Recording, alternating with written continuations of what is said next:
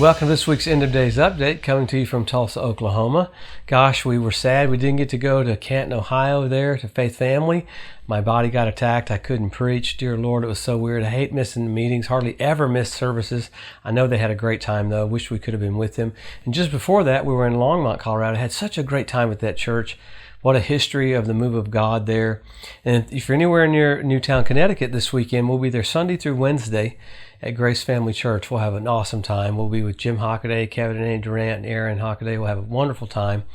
And we'll see what all the Lord wants to do there. So, boy, what a wild, busy season for Israel. Isn't it amazing to have verse after verse after verse coming to pass right in front of our eyes? I hear people go, oh, I wish we were in Bible days. We are in Bible days. So why did the Lord put so much information in the Bible about what it would look like? A third of the Bible is prophecy.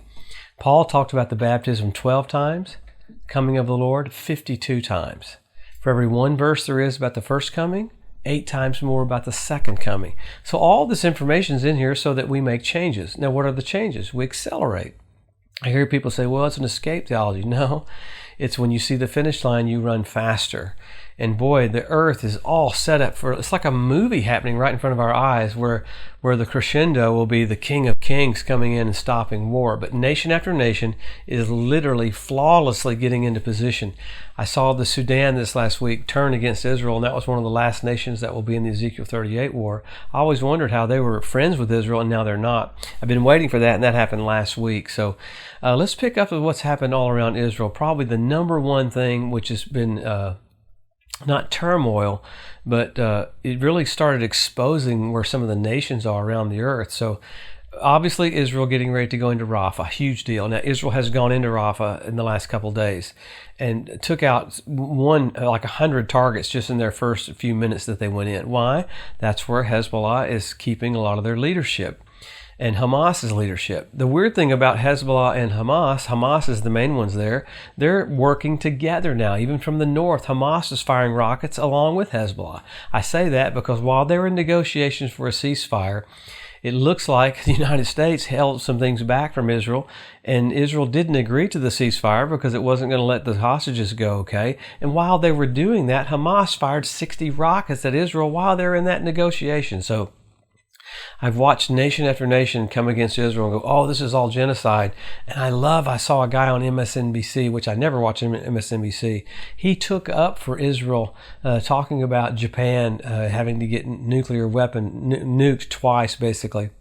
And how no one screamed about that. No one screamed about America going after Pearl Harbor. So it was intriguing to see the left find out it is normal to try to keep yourself alive. And you have in the last couple of days even, you have 100 drone strikes out of Hezbollah into northern Israel. I mean, this is crazy. Along with that, Hamas firing rockets. So there's a lot of tandem things happening that Israel had about 70,000 people that were moved out of that area so that they wouldn't get hurt. And then you had another drone strike 2 days ago, killed, I believe, 3 Israeli soldiers. So just horrible war going on all over from every front. Along with that, Iran started sending ships down to the Red Sea to help the Houthi rebels have another position right there against Israel. So you have a position on the west, position on the north, and position on the east, completely surrounding Israel. Exactly what the Bible said you'd see.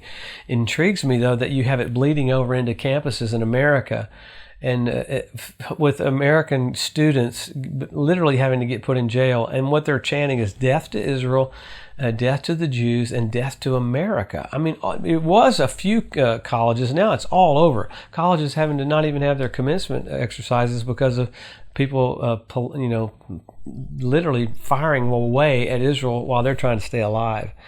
I'm a little bit freaked out that America stopped a shipment of 2,000-pound bombs to Israel in the midst of Israel needing all the ammunition they can. That completely freaks me out. And then the defense secretary came out this morning saying, well, it was just one of all the other shipments that were supposed to come. Well, we shouldn't be holding back shipments. We should be shipping more. This is how crazy it got this last week. Iran's Ayatollah Khomeini started talking to the students in America. He said, if you get arrested, we'll give you free college if you'll come to Iran if you're caught picketing against Jews and against America. So, I mean, that's how nuts it is. It's so nuts that you're like, Could this literally be happening like this? And in the midst of that, China increases its defense spending from $200 billion to $700 billion. And then you had some excursions where they were using some of their planes to try to scare some of the Indian nation planes. You had several ships come from India down into the South China Sea, just to show a bit of strength of trying to protect Taiwan. A lot of verbiage happening there. Now, this is the one that kind of freaked me out even more. There's so much verbiage with that. But Russia came out and said, we are targeting different spots in the UK, in England, for tactical nuclear weapon fire. And they started having drills this week for tactical nuclear weapons. First time ever. Well, and they even said they put some targets in France on. Why? Because France and England said they're going to come in and help the Ukraine. So you have the players for the Ezekiel 38 war acting out literally like they're going to be doing here very soon for the Ezekiel 38 war, and other nations pushing them. So France coming into position, the UK being a voice in the EU. I mean, you got the EU, people in the EU picketing Israel right now. It's crazy. So it's only going to get worse. But the intriguing thing is watching it play out in front of our eyes, it emboldens us to go, man, Jesus is just about to come. So how exciting. There's a lot of details I'm probably leaving out that are very intricate about the tactical nuclear weapons, but they showed Iran even has a brand new drone making facility. Even in the midst of sanctions, they're producing 3 times more than normal because they're just pumping drones out, and they're suicide drones. So they're all getting ready for this war that's getting ready to happen. So man, exciting for us. Very scary for the world. No bad news for the Christians. So we rejoice. Jesus said, lift up your heads.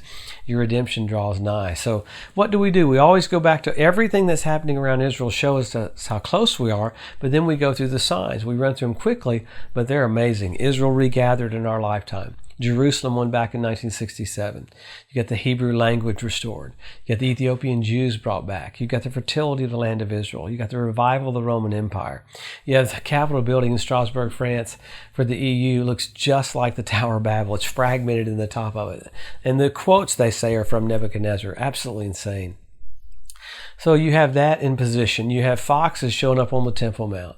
You have fish showing up in the Dead Sea. You have the Dead Sea turned blood red where Sodom and Gomorrah was last year on the Day of Atonement. That's completely crazy. You have the ritual baths around the Temple Mount fill up with water, first time in 2,000 years. You have the red heifers getting ready to be used.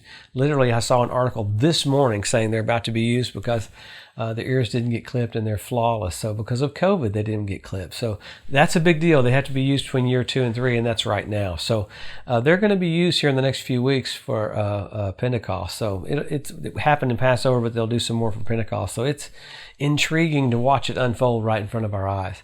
You have 172 different species of predatory birds showing up in the lands. What are they going to do? Be the cleanup crew. You have men will be lovers themselves who have selfie sticks. So you got Jesus appearing to children in Iran, Jesus appearing to children in Malaysia. So you have all of these myriad of signs. You have NASA come out with 2 warnings this week for asteroids that were going to do close flybys to the Earth. It was on the 6th of May and the 7th of May. They already flew by, huge ones. And one of the ones they showed was so massive, in their eyes, it was close, coming in at about 90,000 kilometers. So all these things are coming because the Bible says that wormwood will hit in the latter part of the tribulation. So NASA says there's one going to come by the Earth in 2029, and it's called wormwood.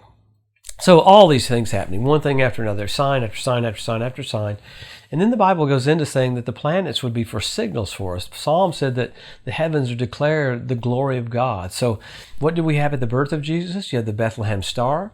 You have Jupiter, Regulus, and Venus coming together at his birth. The constellation was Virgo at his birth. The other day when it happened again, the constellation was Leo because he's the lion of the tribe of Judah.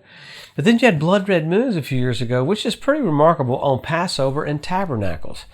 The amazing thing about that is the Lord's going, hey, I died for you, I'm coming back. Well, when's the last time you had 4 in a row like that on Passover and Tabernacles? 1967 when Jerusalem was won back. 1948 when Israel was made a nation. And 1492 at the Edict of Expulsion when the Jews were kicked out of Spain. So extremely big events connected to the signs in the heavens. So you have all the nations of the earth getting ready for the Ezekiel 38 war. And I hear people say, well, why would you say that happens after the rapture? Because God physically intervenes during the rapture, before the rapture. You're in the church age, and we're under grace. I mean, Germany killed 6 million Jews and prospered. In fact, I forgot to talk about this week was Holocaust Remembrance on Monday. So Germany prospered because God's not mad at anybody. Remember, all this information is because He loves you. He wants to bless you. He wants to strengthen you. So what happens with the Ezekiel 38 war is God physically intervenes, just like in the Old Testament. Why? Because it will be 7 years of Old Testament time. That's called the tribulation. It reverts back to that when the church departs. And Paul said the Antichrist can't even come on the scene until the church leaves. So all this stuff in the earth right now is set up for this event to happen. If you got into all of it, you just shake your head and go, this is literally happening right in front of our eyes. So we rejoice. Number one, get your relationship with Jesus absolutely radically strong. He loves you, wants to bless you, wants to help you. Use your authority that He gave you and speak the word over every situation that you might be in. Have absolute zero fear. Perfect love casts out fear. When you know how much He loves you, if God be for you, who could be against you? No weapon formed against you can prosper. He's given His angels charge over you to keep you in all of your ways. So zero fear. It's the most wonderful time ever. We're about to see Jesus come back to the planet. Wow. We're going to be caught up. We're going to be changed in a moment, the twinkling of an eye. How cool is that? We won't gain any more weight. Won't get tired ever again. How cool will that be? So come back this next week and we'll pick up with what's happening, because all this stuff is happening that points to the return of the King. What do? Help your local church. Help your local pastor. So let's go for it. We'll see you next Wednesday. Have a blessed, wonderful week.